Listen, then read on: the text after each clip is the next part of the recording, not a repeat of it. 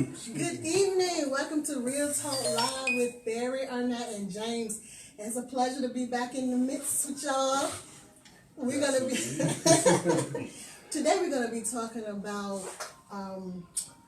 why are we advocates for our community, and so we can, just basically express what we do, why we do it, why it's needed. So we can start with Mr. Oh, I think you started last time.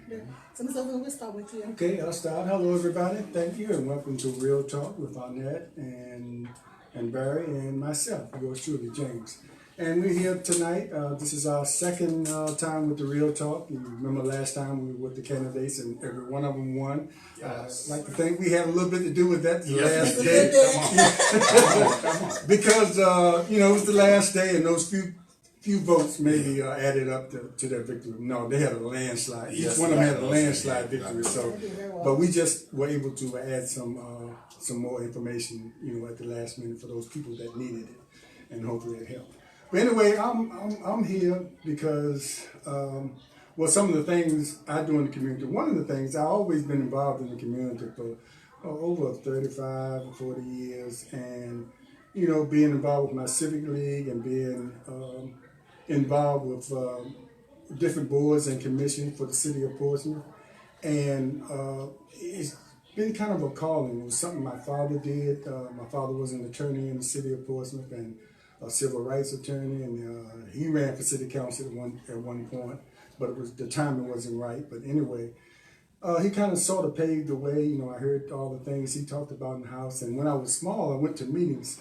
I ramble on, but I went to meetings when I was real small, and as I got older, I realized the significance of those meetings. Some of the people that were in those meetings, Dr. Holly, I'll come back to it because, getting a little brain freeze there, but a lot of people that were in that meeting made some significant strides in the city of Portsmouth, and those meetings were held in a church.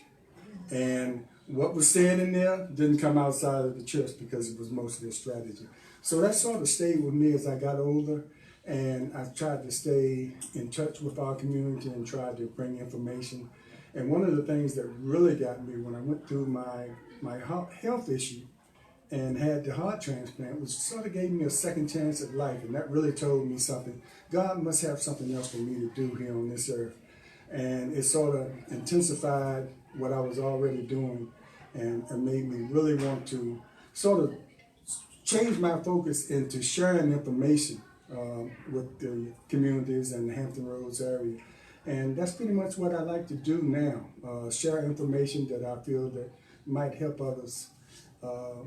And it's kind of therapeutic for me as well, sort of living this second chance I got. But that's pretty much what I'm focused on, what I try to do in the community. And your motto?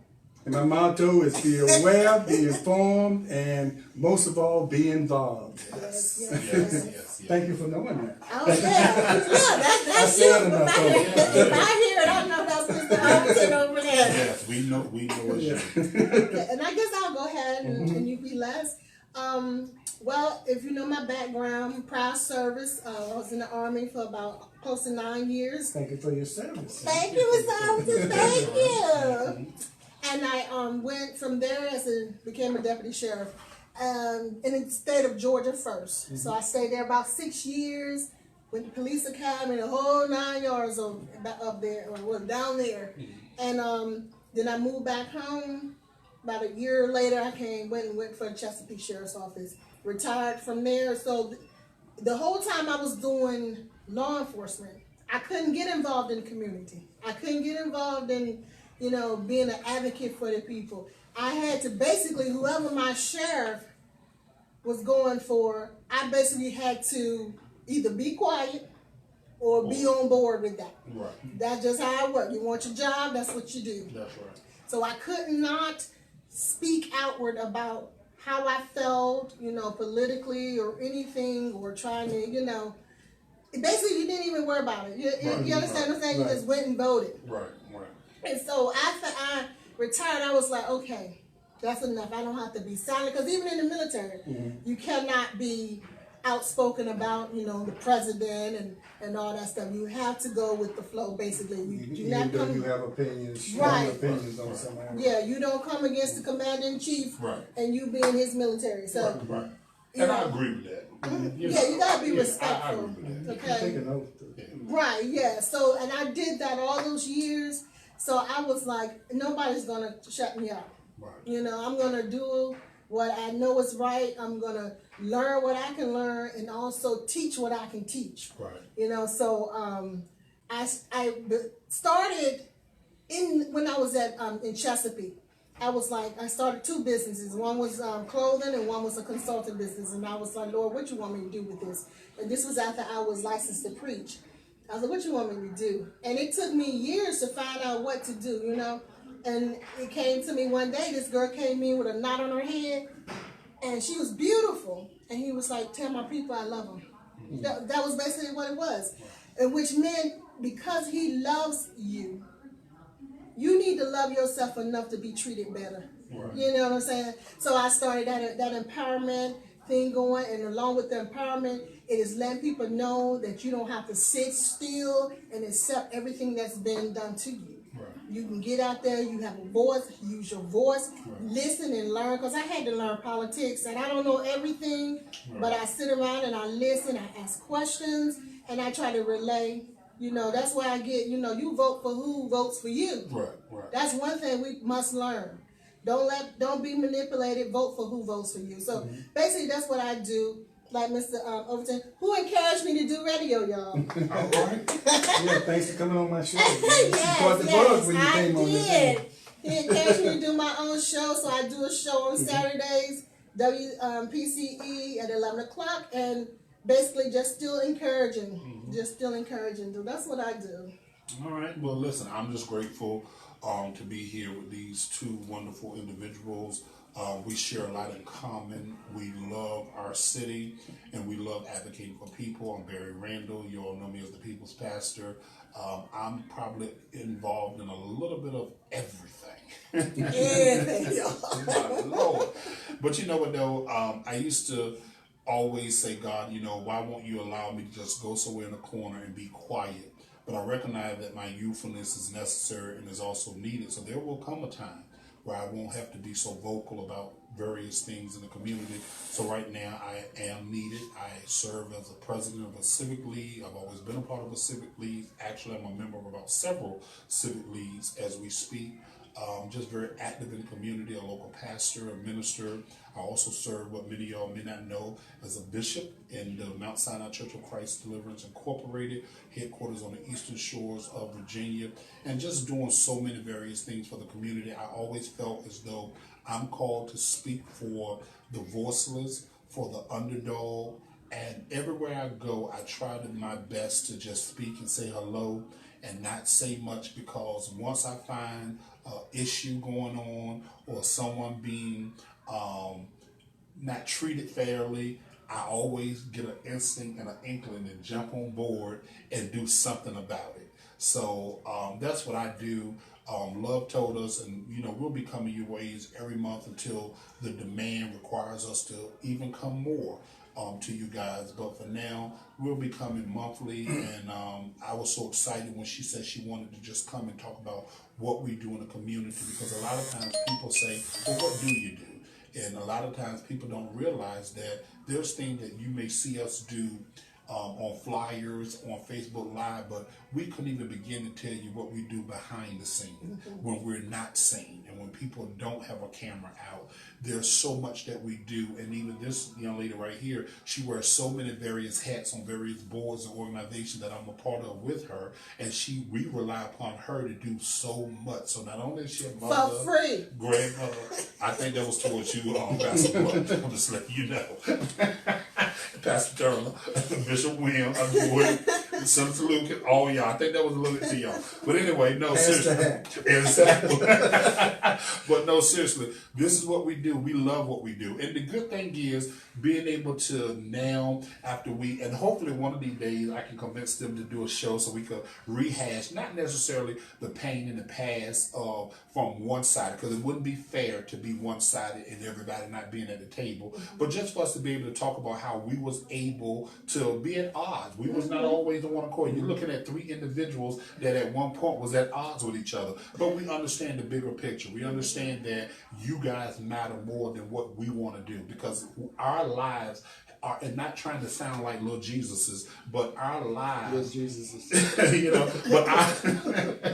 but our lives exist for you guys, and that's the truth. We do what we do. Like Mr. Overton, he doesn't come on the radio, Facebook Live, and do all that just to say he has a radio station. He's doing it so that you can be informed, be aware, and be act on involved. it. That's right, and that's why we do what we do. That's why you hear her coming along. She didn't even tell you about her book. I thought she would at least told you. Plug that on. I did write a book, y'all. Yes. It's called "But You're a Minister."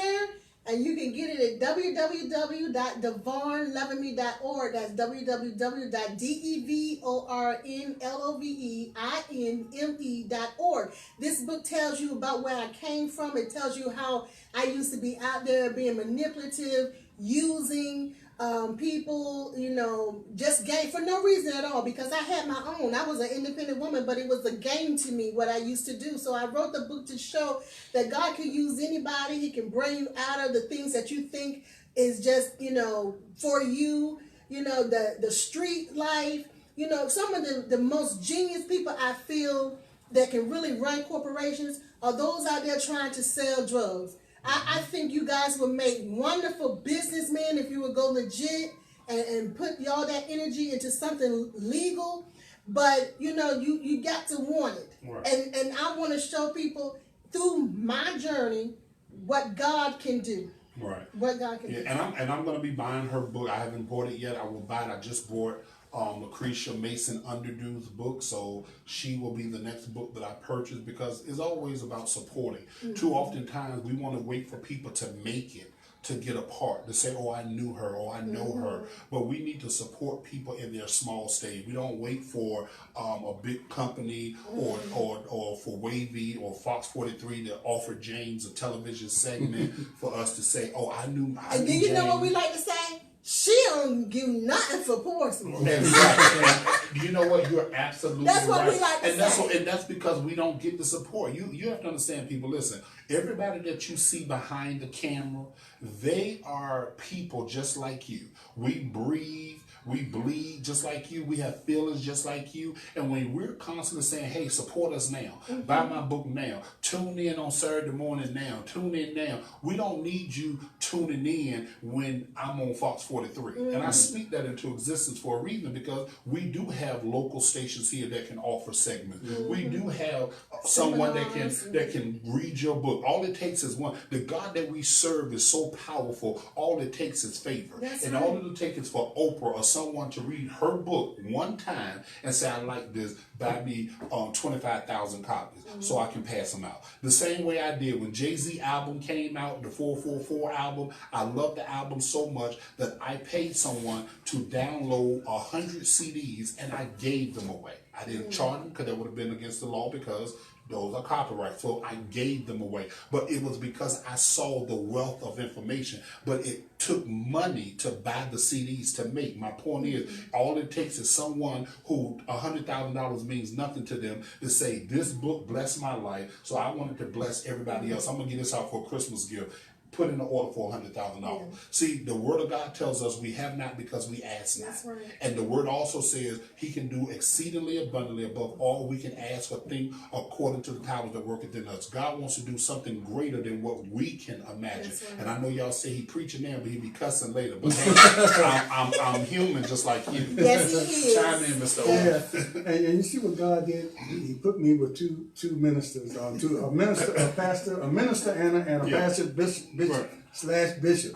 And, you know, it blessed me because I'm the older one in the group, but I never feel like I'm too old to learn. I'm always learning. And since this is Real Talk, and Barry sort of touched on it a little bit, Barry and I have had like a whirlwind of a relationship. I mean, we started out. I remember when I first met Barry, he had a program with the kids at that IC North. Yes. We came Uh-huh. there and I supported and did everything. And then as things went on, you know, we had our little run-ins on Facebook, you know, back and forth. But you know, those things don't have to last. You know the thing that people say, you know, while you're staying mad at somebody, that person is going on with their life, and you're sitting there, your pressure is going up and everything, worried about that person or being upset about that person. That person has moved on.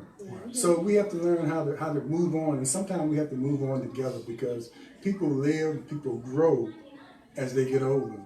And this is sort of like a generational thing we have here. I'm the elder, you know. I'm not going to give your age, and this is the youngster. So we got like 3 generations here, and hopefully, and this is sort of like an introductory. Did I say that right? Program, just letting you know what we want to do and what we want to accomplish going forward. We're going to bring up some subjects, and I'll give you a hint since I'm going to be the person picking the subject next time. I'm going to deal with human trafficking. This is something we're seeing every day on the news with people hanging around our children at schools, and we know it's out there, but we need to talk about it more. Right. I believe the more we talk about the subject, the more it's a possibility of something being done or people being more aware. Like some of the retired men, you know, if they go through a background check, they can be at the schools or hanging around the schools when the kids get off just to stop this, because it's serious. Yeah. You know, they're snatching kids, they're snatching young ladies. Oh yeah. And they understand it's for organs. For organs. And let me tell you something. It's funny that he says that, but it's so serious. We're pretty much here tonight asking you all. Maybe we need to do those 700 clubs do those pledge things, but they ask for money. But we're not ask for money. Maybe we need to do a telethon to get people committed. Sign up. Come on. We need call us. How many volunteers can we get? Because that's the thing. Like, for example, whenever I put together a community program, and I have a program coming up on January the 2nd, and hopefully they can, the 2 of my partners here can join me, but it's going to be interviewing Senator Lucas and so many others. We're having a town hall just before they leave to go to Richmond for their legislative session. And we're going to bring some people And this together. is a long session this time, so it's going to be a lot going on there, so we need to know. Yeah, and when you invite and when you vote for people, you can't sit back and say, oh, they don't do nothing. Well, you haven't told them what you want them to do. Exactly. You have to tell them what matters to you, what concerns you. So my point that I'm making is, too often times you guys wait for me or wait for them or wait for others to do something. You all do something. I would like to come and sit in someone's audience. I don't have to be on the program. Can I come hold the phone for your live event so that I can support what you're doing? Because listen, I tell pastors all the time, back in the day, I think it has gotten better, but back in the day, pastors used to get upset when members would visit other churches. And I would tell pastors, it'll never be a sin shortage. So you don't have to worry about who goes to whose church, because there's so many people out there that need God to where none of our churches will ever be lacking. I say all that to say this.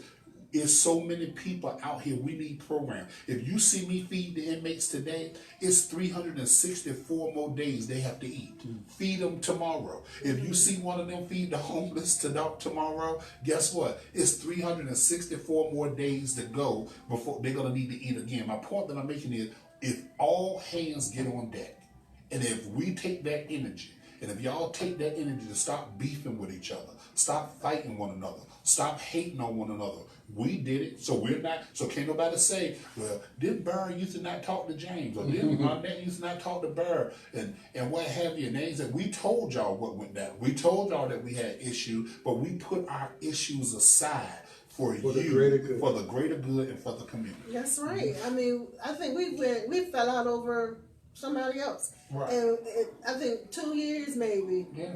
I don't know what happened. I think we just squashed it. It just dropped. It was unnecessary. Because it was never an issue with us. Same with him. Don't it even was know never what it was. an issue with him. Yeah, so it didn't matter. It was unnecessary. We had work to do. Yeah. And the community brought us back together. The community sure did. Because it's always us working.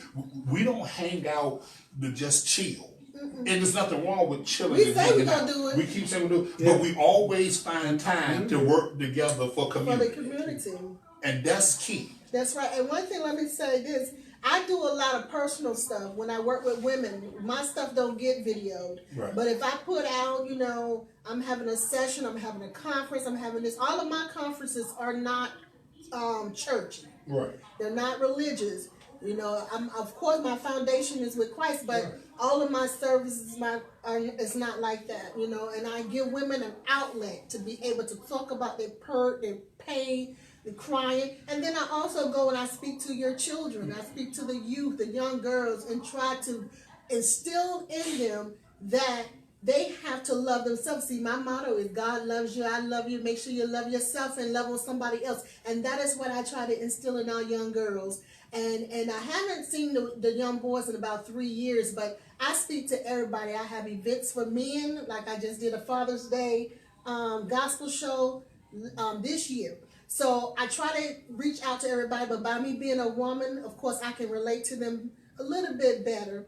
And so my stuff won't be televised like when Barry go out, but you'll have all of my my flyers and stuff like that. What you have to do, you gotta join.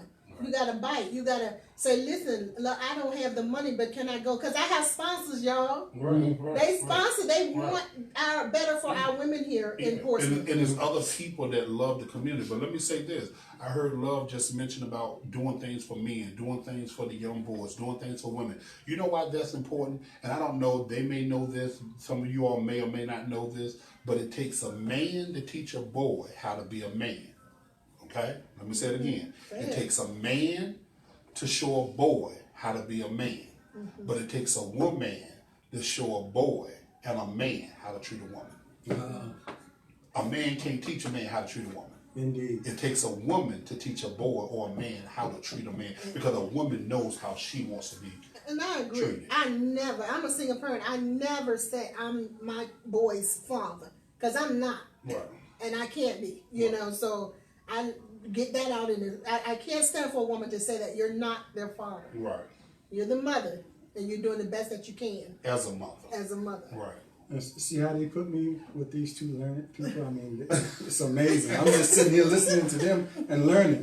And someone came on and said, make sure my volume is up. I think it's up, but it's going to get better because I have a microphone to go along with this, and we'll probably get better technically as we go along. But we're starting, this is grassroots, but next time I'll have that mic and put it in, and we'll probably get a better volume on mine, at least. I'm sure theirs is picking up well. But let me say this, and they talk about, we all have different areas we're coming from. And I want to say this before the year's out, because we have in 2020, we have an election coming up, and it's 4 seats for city council. I don't know how many seats for the school, 5 for the school board. And you owe this, and this is my opinion, you owe it to the public. If you're going to run for something, come out now. Don't wait till the last minute. Come out now. Even if when it comes down for you to officially file, you change your mind. But if you're thinking about it, start testing the waters now, so we can get to know who you are, and we'll have months of opportunity to get to know who you are and where you're coming from, and we can vet you properly. So, and I know it's going to be 1,000 people running for city council. Let me say this too, and I'm glad you brought that up. I'm so glad you brought that up. And I know this is going to come across as a little shady, but let me add this. Everyone has a right to run. I believe that in my heart. But for the greater good, at least before you get out to run, could you have done something in the community? Could you have engaged the community? Could you have served on some form? It don't have to be downtown City Hall. Are you even involved in your civic league? See, too often times, and I'm not saying they share this opinion, I can only speak for me. I honestly feel a lot of times we see what's happening, we get upset, and we say, oh, something got to be done. Something needs to be done. So you know what we do? I'm going to run for office. Okay, how would you think those people in your civic league feel when you have to go to the civic league meeting to introduce yourself, and you tell them you live at such and such and such Camden Avenue, and they said, you live in Prentice Park? We ain't never seen you at a civic league meeting. Or I live on Truxton Avenue. And he said, really? We never seen you. Because people will not take you serious because they feel like that you just want to be seen or you just want to be the leader. Too often times, this thing is done with blood, sweat, and tears. It comes a time where we need people to really start volunteering. Even if, okay, you don't go to Civic League meeting. Have you signed up to volunteer at your local school? Do you belong to a PTA? Do you serve the community in any shape, form, or fashion? Because during election time, you know what I tell people? I'm going to go ahead and let the cat out the bag. I tell people all the time, during election time, anything you need for your organization, call everybody that's running and call everybody that's already elected. You know why? Especially those that are running for a seat, they're going to give you whatever they want because they want a seat.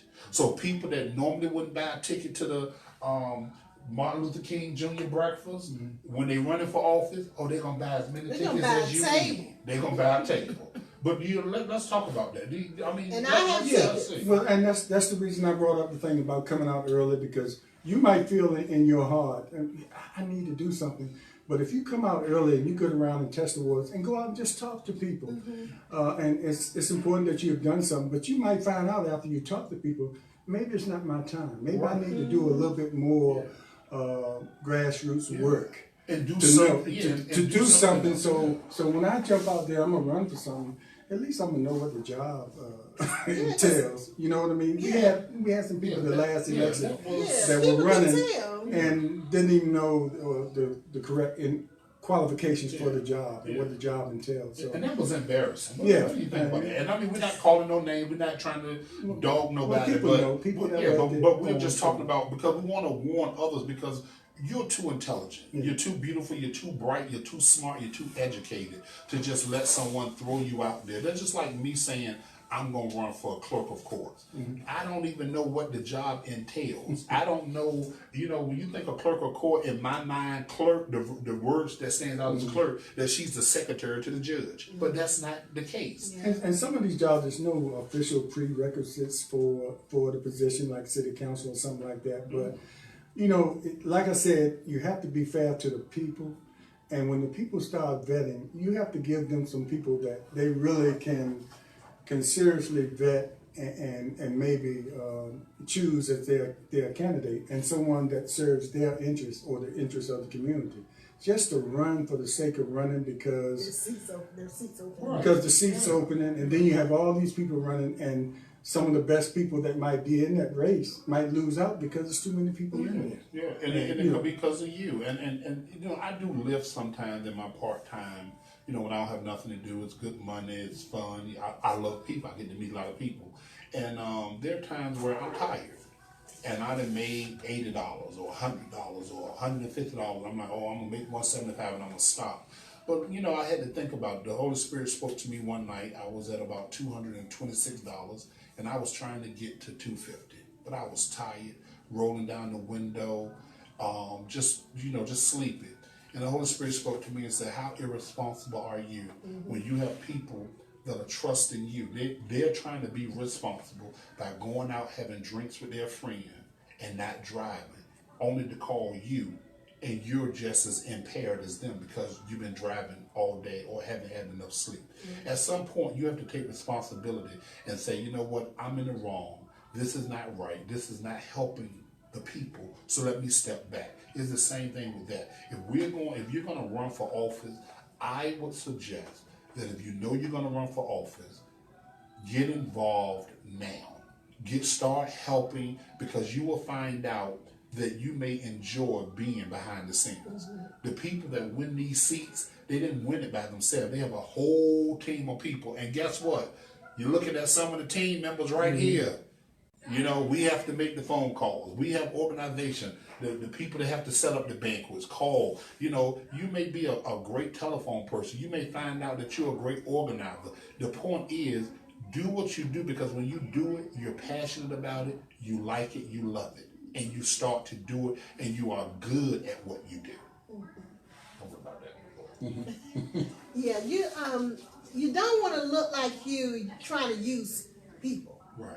And a lot of times when you're not already involved in the community, you start coming to our churches coming to our civic meetings, and we're like, where you been? Right. Who are you? Who are you? And then you say you did some advocacy stuff, community. We have Licking never heard, stamps is not advocacy. we never heard of you. Right.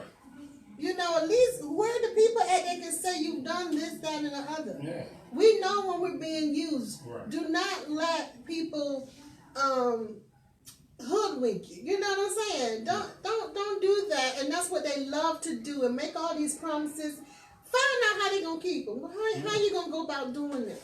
But there are times where they have special people that come from left field, but you'll see their passion. They're very passionate about learning, because when they're running, they're trying to learn. They're trying to find out what the needs of the people are. And you might not know them. I said, and this doesn't happen with everybody, but every once in a while somebody that comes, That's right. they might have been out of town. They might have, and coming back home, and they feel the passion. But you'll see that passion in them. But for the most part, be involved. Be involved in something, even if you are involved in the Boy Scouts, Like I said, the or, PTA, PTA, the Boy Scouts, or doing PTA. something in the community. Yeah. And you don't have to have kids in that school system to be a part of a PTA. It might have been the school you went to. That's That's right. right. Like I'm a member of Douglas Park. I don't have any kids at Douglas Park, and I'll probably join Northam's again. Right. Don't have any kids in Northam, but you don't have to have children there to be involved in the school. We need teachers to be able to have a lunch without having lunch with the kids, but we don't have enough lunch monitors. Right. Do you not know if you can pass a background check, you can be a lunch monitor? It's always a way of giving back. Give of yourself. I get phone calls, attend this, attend that. I got a phone call from the ODU professor, Dr. Youssef, wanting me to be a part of a survey and a questionnaire and a discussion and what have you. And guess what? I wasn't interested in that flooding stuff because it don't affect me directly. It does, but then I think about it, it affects my city. So you know what? I called a few people. We went. Because it's about still doing your part, That's right. and that's the key, doing something, and that's why we're here today. I'm glad you chose this, love, about advocacy, because we need you guys' help, and you don't have to join what I'm doing. What are you passionate about? Do you like children? We have plenty of kids that need guidance. You know what I mean? I'm in schools all day trying to figure out things to help parents. I have parents. Can you do something with my son? Can you help me? And let me tell you guys something. With my new job, I'm not as in love with it as I was the bus driver. I was passionate about the bus driver. I could be up all night, get up, go to work the next morning, no issue. This job is a struggle. But the reason why I'm doing it, because I recognize there's a need there. I have a young boy who wasn't coming to school. I won't give names, but he wasn't coming to school, wasn't doing what he's supposed to do, missing out, calling mom, hey, your son not in school. And mom like, yes, he is. I sent him out there every day. Well, come to find out, he'd leave the house all right, but he wouldn't even get on the bus. So you know what? My job doesn't require me to do what I just did the other day. But at 7:45, I got up. I didn't have to be to work till 8 o'clock. And I went to his bus stop and stood with him until his bus came to make sure he got on the bus. And then I drove to the school to make sure he got off the bus and went into school, because it's important. These little things are necessary, because there's parents out there that his mother is sickly. So he knows she can't go out there behind him. He knows that she can't look. So my point is, why don't some of you all be, and this will go along with what Mr. Overton was talking about the human trafficking. Why don't you all go there? And I should have tagged you. I tagged the school board members, but I'll tag you later. Siobhan Melcore, she drives the Portsmouth Public School bus, picking up out Cavalier Manor today, and she said the kids were running to the bus because they said a white gentleman in a van kept circling them. He kept circling them. So I tagged all the school board members so that they could be aware of this. So my point is, why don't some of you all invest into just supporting the children by standing at the bus stop? See, to you that may mean nothing. You may, well, nobody's gonna know what I'm doing, but everybody can't know you. That's right. We need to watch our children. I think that's a great idea. Yeah. We need to keep eye on our kids.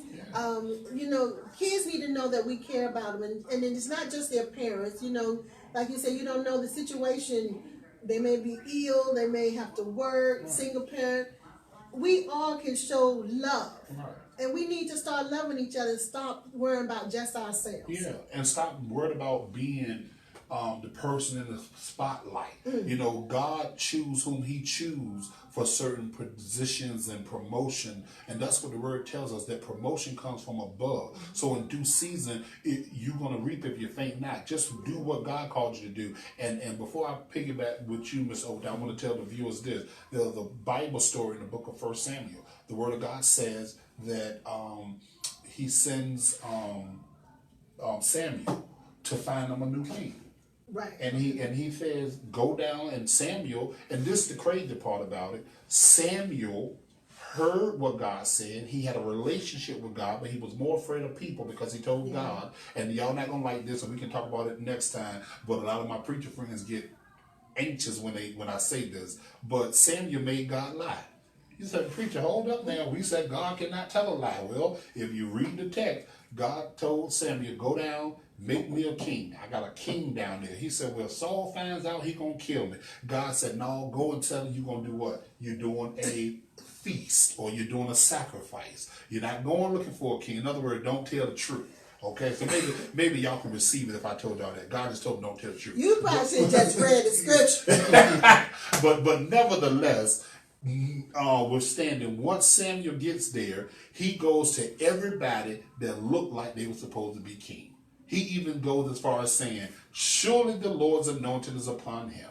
Look at him. But God says, I have surely rejected him. For what man says, God does not look at the outward appearance. That's right. He said, is there anybody else here? Because God don't make mistakes. There's got to be somebody else here. Mm-hmm. And this was something that was very, very, very hurting when I read it. His dad, Jesse, says, well, I got a little boy in the backyard. He dirty. Ruddy little thing. He keep sheep. But that's all I got. See, some of y'all may be ruddy and nobody's thinking about you. But God is thinking about you. And he said, bring him here. And when he brought him, he said, surely the Lord's anointing is upon him. So what am I saying to you all? If you do what God called you to do, don't try to promote yourself. Because David ain't crazy. He knew Samuel was coming to town. He heard about the party in the house.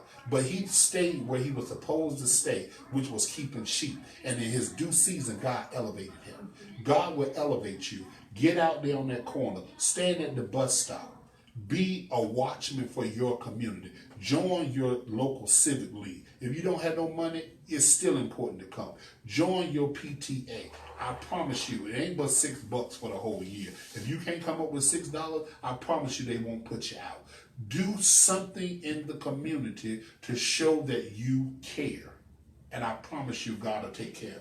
And we definitely need to come together and protect our children. And when they see that that's what we're doing, I can just almost imagine they're going to not be in our areas. Yeah. You know. And I can tell you from experience, this year, a bunch of men dressed up and went out to Douglas Park and greeted those children. And previous year, I had gone to Norcom. It was a different reception we got from the older kids. You know, they would get away from us.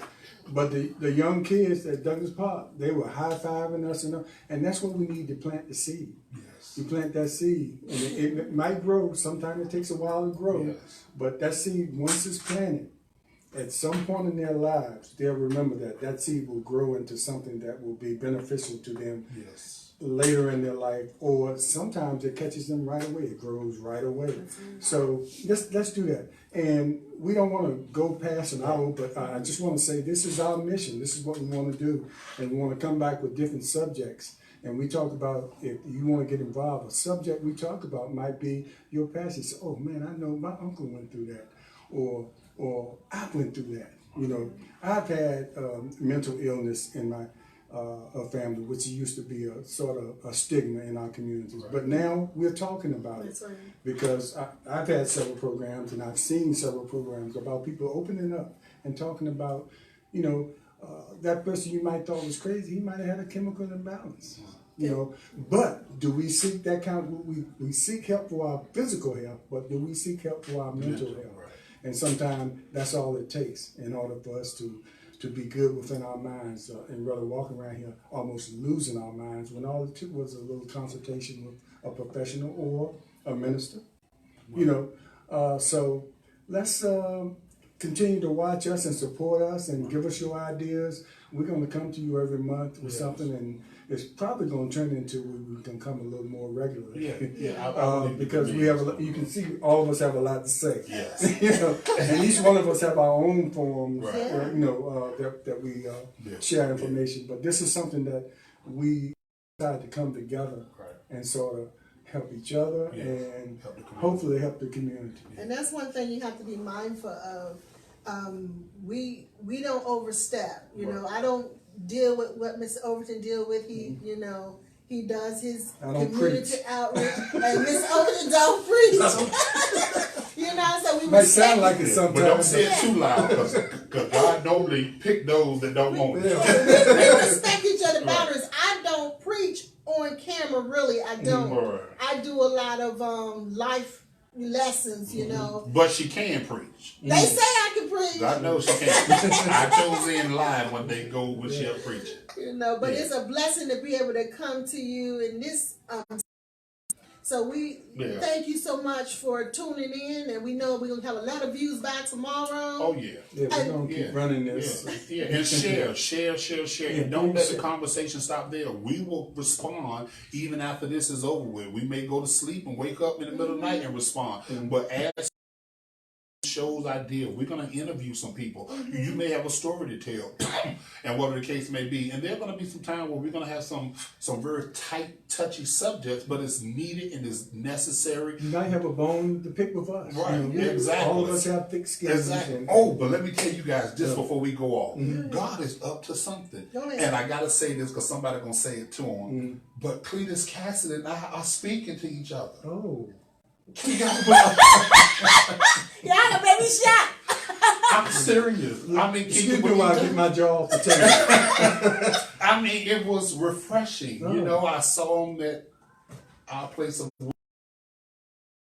Had a conversation on Facebook, a disagreement, but it was so respectful. Right. He and I have never had a respectful disagreement. It always ended with, you know, when I see you, you know, you knock this off my shoulder. And I saw him. I said, Mr. Gordon, we was able to disagree and not be angry. And he laughed and said, "Yep, you see how we were able to talk." And then we just started talking. I even had my hand on his shoulder while we were talking. I'm like, "Oh my God, what are you doing?" So anyway, no, seriously. At the end of the day, I don't think you know, I'm sure it's something someone can do to me that will make me really walk away. But at the end of the day, my heart is towards God. I don't always say things right. I don't always do it right. But my heart is towards God. And it's always towards the community. My saying is community driven, people passionate. And I mean that with everything that's on the inside of me. So this is what we're doing. We're going to come together. We don't always agree. And we're never going to always agree. And even with certain topics of show, but we're going to be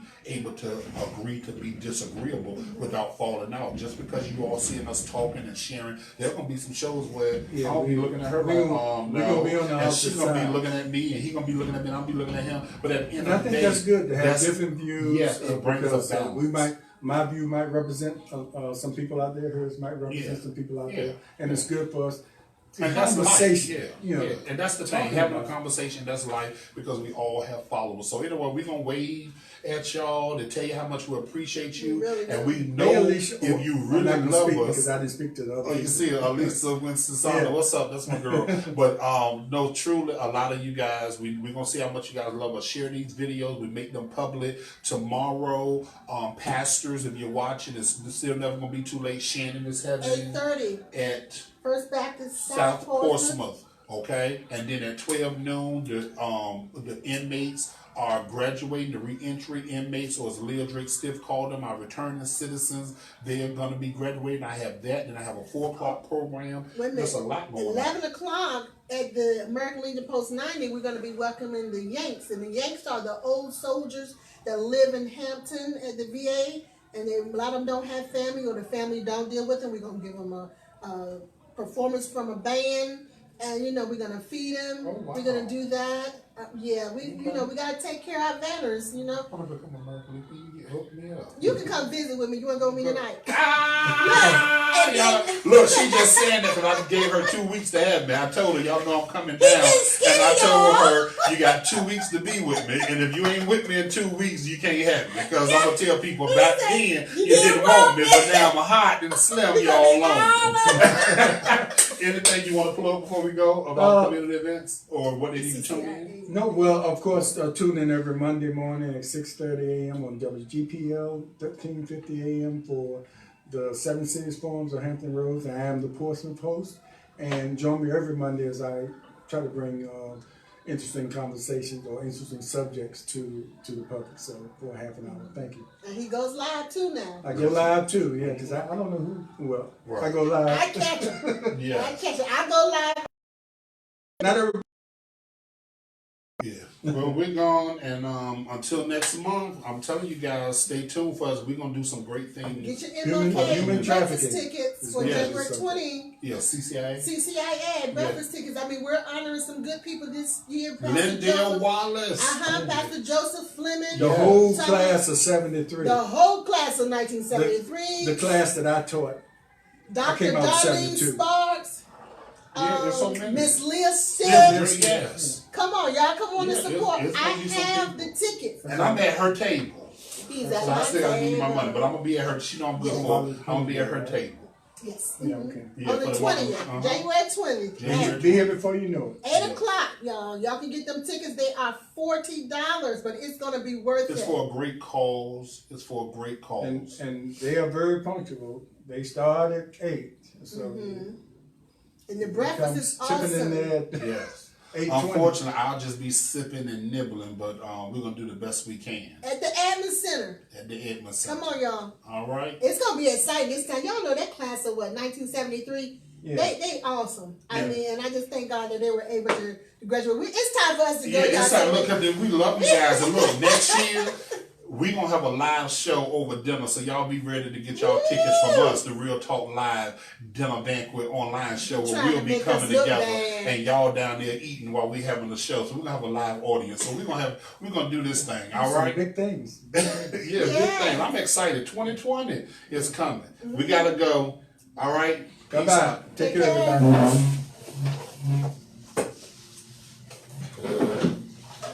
Thank you for watching, and we'll see you next time. The 2 people that are left, but we're going to be showing this again. And please share. Please share. We got warmed up, y'all, and now it's time for us to go. Hey, Mom, how you doing? It was wonderful, though. Yeah, it was. So we'll talk to y'all later. Did y'all see how much fun?